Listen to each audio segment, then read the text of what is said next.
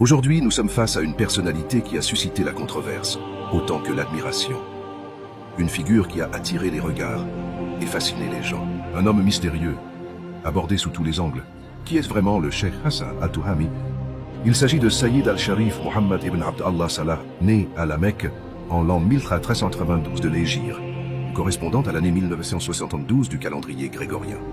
Issu d'une famille dont les origines remontent à la région de Tihama, à l'est du Yémen, plus précisément au village de Bayt al-Faqih. Muhammad a poursuivi ses études à la Mecque. Il a mémorisé le Coran très jeune. À l'âge de 10 ans, il fut expulsé vers le Yémen, avec d'autres qui furent renvoyés suite à la crise du Golfe, sous le règne du roi Fahd ibn Abdulaziz al-Saoud. Plus d'1 million de Yéménites furent contraints de quitter l'Arabie à cette période. Après son arrivée au Yémen, il saisit l'opportunité d'accéder au minbar et devint rapidement un khatib reconnu. Il poursuivit ses études à Dar al-Hadith de Dammaj, où il bénéficia de l'enseignement du Cheikh Muqbil rahimahullah. Très tôt, il s'attacha aux sciences religieuses et s'intéressa particulièrement aux épreuves de la fin des temps, aux signes de l'heure et aux hadiths décrivant l'imam al-Mahdi. Ses études le transformèrent en un expert incontournable dans ce domaine. Il devint un référent, inégalé, sans rival ni concurrent. Son nom devint célèbre parmi les étudiants en sciences religieuses. Certains disent que ses origines remontent à la maison du prophète sallallahu alayhi wa sallam via une lignée noble chérifienne. Il descend de Al-Hassan ibn Ali ibn Abi Talib, qu'Allah les agrée tous.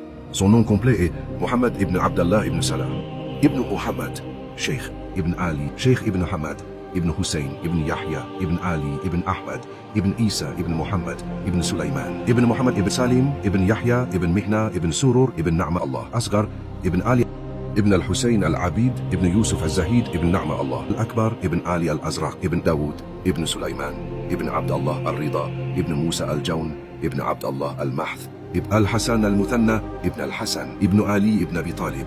Qu'Allah les agrée tous. Une lignée noble et vérifiée. Il est originaire d'une famille venant de la région de Al-Khout, un lieu situé à Baïch, près de Gizon. Quant à sa mère, c'est la dame Amina, fille de Aïch Ismaïl et Bécher, dont la lignée remonte au noble Al-Hussein ibn Ali ibn Abi Talib, qu'Allah les agrée tous. Le Sayyid Muhammad ibn Abdallah a vécu au Yémen après y avoir été expulsé. Il a raconté une histoire marquante avec un étranger qui n'était pas originaire du Yémen. Cet homme s'appelait Abd al-Qadir al-Koussi. Il se passa un événement étrange, et qui a été noté et transmis sous le titre « Le faux Messie, Al-Masih ad-Dajjal, tournait autour de la Kaaba ». Ceux qui ont rapporté cette histoire étaient des personnes proches du Sayyid Mohammed. Ils ont témoigné avoir assisté aux faits. Al-Qadir accompagna le Sayyid Aba Abdallah lors de son voyage à la Mecque pour accomplir la Umrah, petit pèlerinage. Après cela, les événements s'enchaînèrent. Il semble que le nommé Abd al-Qadir ait réalisé un acte de sorcellerie contre le Sayyid Aba Abdallah, ce qui a gravement affecté le Sayyid et sa famille. Mais, par la permission d'Allah, tout fut dissipé et Allah l'en a délivré. Après un certain temps, le Sayyid Aba Abdallah retourna à la Mecque avec sa famille, où il s'installa pendant plusieurs années, durant lesquelles il travailla dans le commerce de parfums et de dattes. Mais malgré tout cela, sa situation ne s'est jamais stabilisée. Quand certaines informations à son sujet sont parvenues au service de sécurité du Hijaz, elles ont provoqué une grande colère, et ils ont tenté de l'arrêter. Dès qu'il a appris que son arrestation avait été ordonnée, le Sayyid Aba Abdallah a décidé de fuir au Yémen, avant que cela ne s'aggrave. Les services de sécurité n'ont rien trouvé d'autre à faire que d'arrêter les membres de sa famille, enfants, femmes, vieillards, hommes et ses proches, parce qu'il s'appelle Muhammad, que son père s'appelle Abdallah et sa mère Amina. Ils ont alors dit qu'il prétendait être le Mahdi. L'association Al-Karama pour les droits humains, en 2013, a produit un documentaire à son sujet, intitulé « Jawar al-Haram », voisin du sanctuaire sacré, dans lequel elle dénonce l'injustice subie par cette famille à cause du régime saoudien. On y parle de la persécution injuste de cette famille par le régime saoudien, et du fait que Aba Abdallah s'est caché après son retour au Yémen par crainte des autorités yéménites, à cette époque sous l'influence saoudienne, jusqu'à ce que les services de sécurité yéménites parviennent à l'arrêter en 2010. Son arrestation a été demandée par le régime saoudien, et les autorités saoudiennes ont exigé son extradition. Mais le procureur a refusé cette demande, car la loi yéménite interdit l'extradition de ses citoyens vers d'autres pays. Cependant, les autorités yéménites ont accepté de recevoir une délégation d'enquêteurs saoudiens chargés de mener une enquête à son sujet. Mais aucune preuve n'a été trouvée contre Aba Abdallah, à part les soupçons du régime saoudien concernant sa personne. Ces soupçons venaient du fait que ses caractéristiques correspondaient à celles du Mahdi, telles qu'elles sont décrites dans les textes islamiques. Et donc, son compagnon Nasir al-Ardal a été empoisonné. Il est mort 3 jours après l'empoisonnement. Et Aba Abdallah a ensuite été livré. Sa famille a été informée après la dégradation soudaine de son état de santé, craignant sa mort entre les mains des services de la sûreté politique. Par la volonté divine, il a miraculeusement guéri du poison et a été libéré de prison. Mais la situation n'a pas duré, car lorsque Abdurrabih Mansour Hadi est devenu président, les poursuites contre Aba Abdallah ont repris. C'est à ce moment que le nom public sous lequel il est devenu célèbre est apparu, Hassan at-Tuhami. Dès lors, la traque s'est poursuivie. Mais cette fois contre ce nom-là, il a été pris pour cible à 2 reprises par les forces de sécurité. Les attaques ont été visiblement coordonnées contre lui. L'une des attaques visait à bombarder la maison de son fils, Abd Allah. Mais Allah a voulu qu'aucun mal ne touche le cheikh Aba Abd Allah, ni lui, ni sa famille. Sa famille a néanmoins subi d'importantes pertes matérielles, et les civils innocents de la région ont été tués lors du bombardement.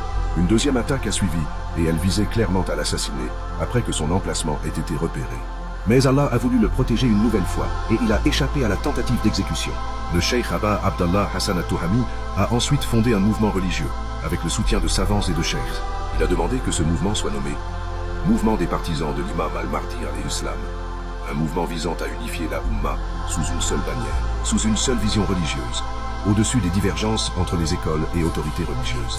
Une vision préservée de l'égarement, fondée sur le livre d'Allah subhanahu wa ta'ala, la sunna du prophète sallallahu alayhi wa sallam, les gens de la maison, Ahl al-Bayt, et le rejet de toute division au sein de la communauté.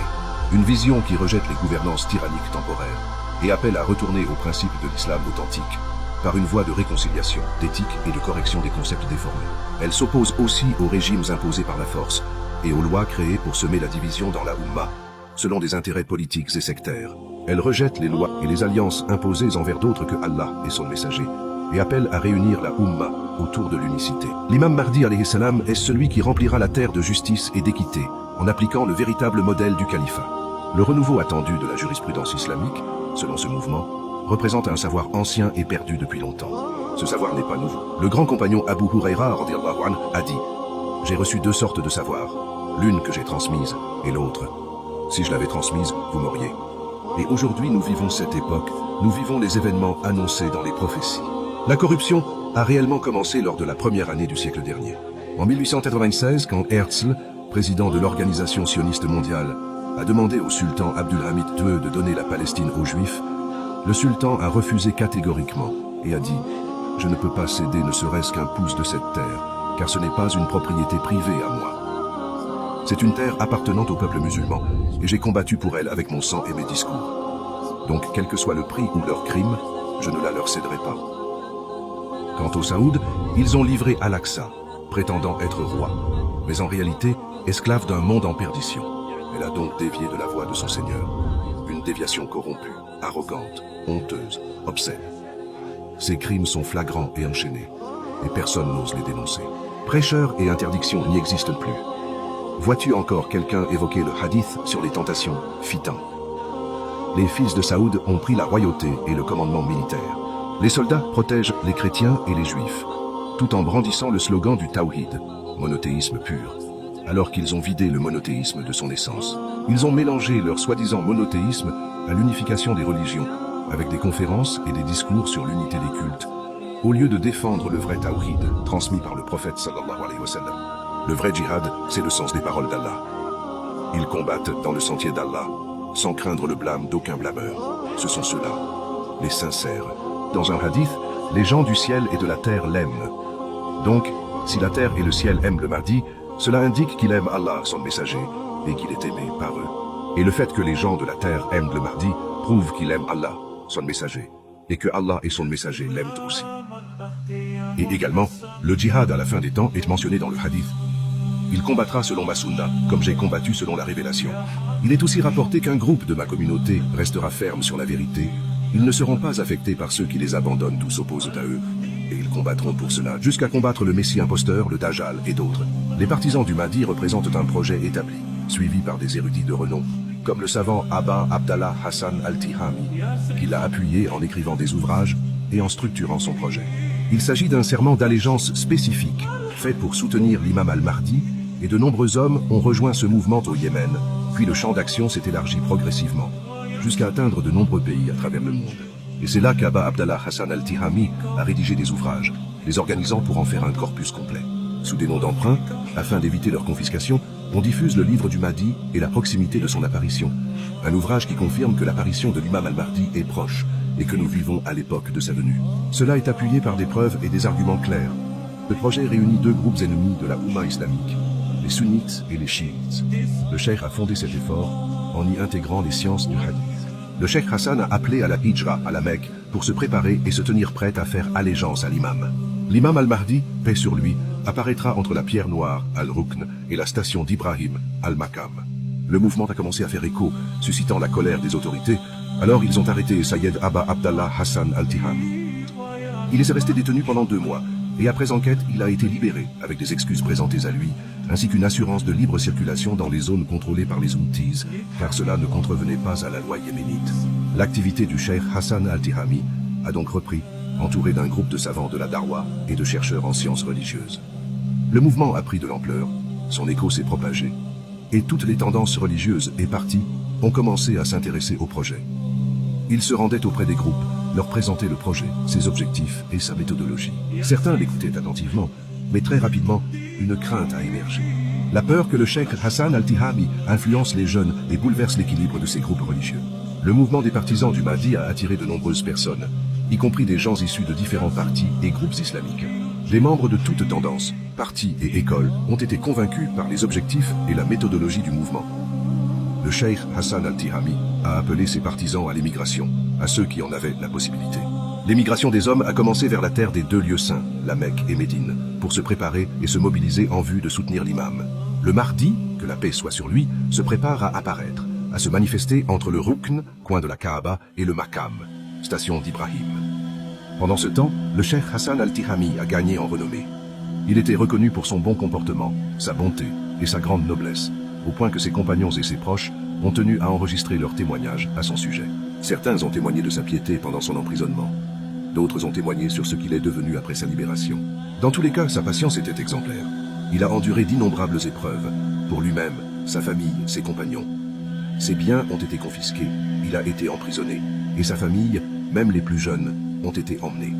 Son père mort sous le choc de ce qu'il vivait. Le choc fut tel que son frère mourut, son compagnon fut tué, sa maison fut saisie, ses biens, ses commerces, sa maison incendiée. Son fils fut pris, sa maison bombardée. On lui a fait ingérer du poison.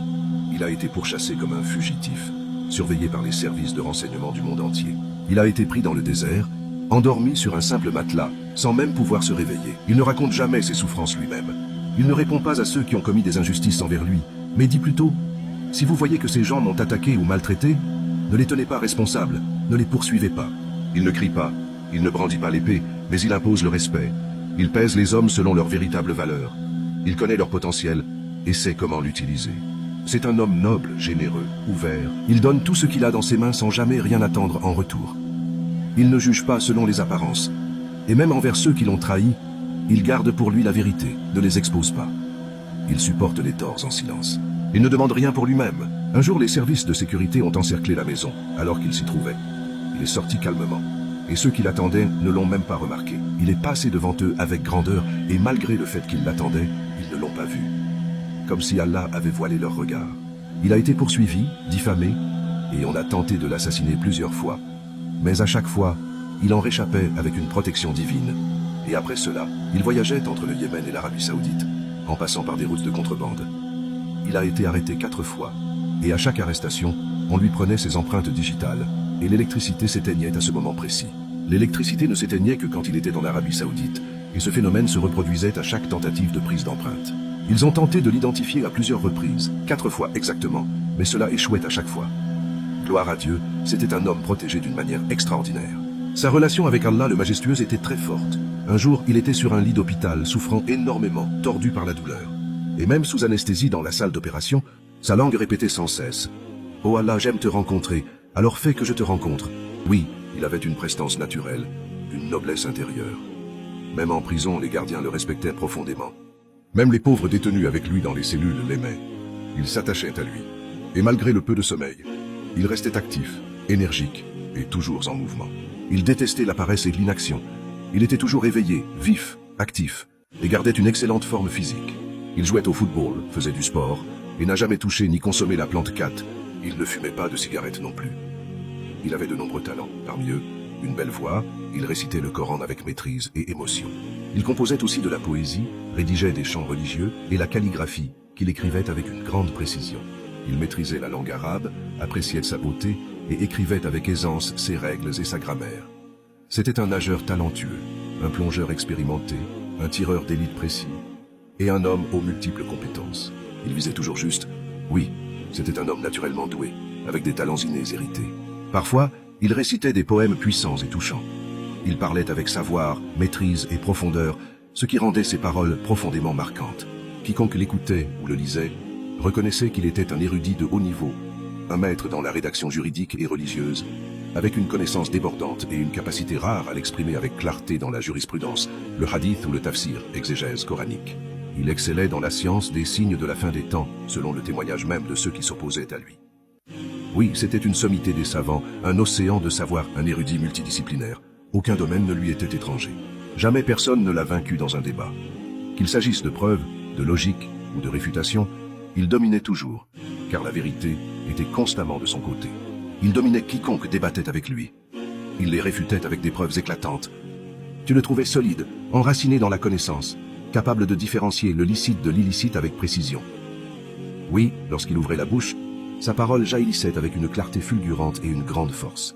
Il avançait avec assurance, il éveillait les cœurs, ravivait les esprits, et versait dans les âmes la force et la détermination. Son amour pour Dieu faisait trembler les cœurs. Oui, ses paroles évoquaient la crainte d'Allah. Et dans sa prière, tu le voyais prolonger les moments, pleurant et se prosternant, soumis et humble, brisé, la tête courbée comme un oiseau blessé. Il était un stratège, un homme politique raffiné, d'une intelligence perçante, d'un esprit vif et d'une vision lucide. Il voyait clairement les conséquences de chaque chose. Mais cela ne l'a pas empêché d'être surpris par ce qui lui est arrivé soudainement. Les Houthis ont rapidement exécuté leur plan et enlevé le cheikh Hassan Touhami. Il a été enlevé de force et détenu secrètement dans les prisons des Houthis, sans aucun contact possible avec sa famille ou ses proches. Et bien que les autorités aient nié sa présence, il a été confirmé qu'il avait bien été vu dans leur détention. Ils n'ont jamais reconnu cela, même si le véhicule qu'il conduisait a été intercepté. Le cheikh a été arrêté et il a été transféré vers une branche des services de sécurité. Les autorités Houthis ont refusé de révéler le lieu de sa détention, refusant également de reconnaître officiellement son arrestation. Elles ont nié tout lien, même de manière officieuse. Ils disent qu'il n'est pas entre leurs mains, qu'ils ne détiennent rien de lui. Aujourd'hui, le cheikh Hassan Touhami a passé plus de 3 ans en détention secrète sans accusation. Il n'a jamais eu droit à un procès, aucune possibilité de se défendre lui-même, alors qu'il est pleinement légitime d'exiger un procès pour tout détenu. Ses compagnons, les cheikhs et ses partisans, n'ont jamais cessé de revendiquer sa libération. Le groupe Houthi a été appelé à libérer le frère Abu Abdullah Hassan Touhami, jusqu'à ce que les partisans décident de descendre dans la rue. Ils sont descendus jusqu'à la grande mosquée de Sanaa pour réclamer la libération de tous ceux qui étaient détenus, y compris le cheikh. Les Houthis ont alors arrêté certains cheikhs et membres du mouvement, et ont poursuivi les arrestations, dans certains cas. Ensuite, ils ont commencé à libérer certains cheikhs progressivement, en promettant aussi la libération d'Abu Abdullah Hassan Touhami. Mais cela ne s'est jamais concrétisé. Après une année complète de promesses non tenues, le mouvement a décidé de passer à l'action. Ils ont organisé des groupes pacifiques pour se rendre jusqu'à Saada, afin de transmettre leur message au roi Abdelmalik al-Houthi. Et nous sommes aujourd'hui dans cette situation. Ils se sont dirigés vers Saada, avec la permission d'Allah, pour réclamer notre éminent imam, Abu Abdallah, le noble Sayyid Hassan Touhami, et qu'il soit libéré immédiatement. Mais le régime Houthi, soutenu par ses services de sécurité, n'a répondu qu'avec des arrestations de cheikhs et d'adhérents. Leur nombre ne cessait d'augmenter, une scène d'escalade oppressante où les Houthis s'enfonçaient encore plus dans l'injustice. Mais Allah est le protecteur des opprimés et leur complot ne leur servira à rien. Les réseaux sociaux se sont enflammés. Les appels à la libération du cheikh Hassan Touhami ont envahi la toile. Les cheikhs et les partisans venus de tous les coins du monde n'ont cessé de réclamer sa libération. Mais le régime Houthi continue de le détenir jusqu'à ce jour. Nous sommes devant une personnalité centrale dans l'histoire de l'islam. Et a-t-on déjà vu un homme passer par de telles épreuves dans l'histoire de l'islam? Les événements vécus par le cheikh Hassan al-Touhami, les étapes marquantes de sa vie, méritent qu'on s'y arrête et qu'on les étudie en profondeur. Et que dire de ce que lui-même et sa famille ont subi? Des arrestations dès le début du régime saoudien, puis une seconde vague. Depuis l'époque du régime yéménite de Ali Abdallah Saleh et jusqu'avec le régime de Abdrabbo Mansour Hadi et autres, le cheikh Hassan a connu la répression. Le groupe des Houthis l'a ciblé sous prétexte qu'il appelait à soutenir l'imam al-Mahdi, paix sur lui, et à unifier la Oumma sous la paix et la justice. Mais ce qui est encore plus dangereux, c'est que selon certaines sources, les signes du Mahdi, paix sur lui, semblent correspondre à sa description, selon plusieurs témoignages. Et ces signes liés à l'imam Mahdi, paix sur lui, ont provoqué l'inquiétude des systèmes et des gouvernements, certains y voyant une menace, ce qui pourrait justifier son arrestation ou son élimination. Face à cela, nous devons nous poser les bonnes questions. Seul le destin et le temps détiennent les réponses à ces épreuves.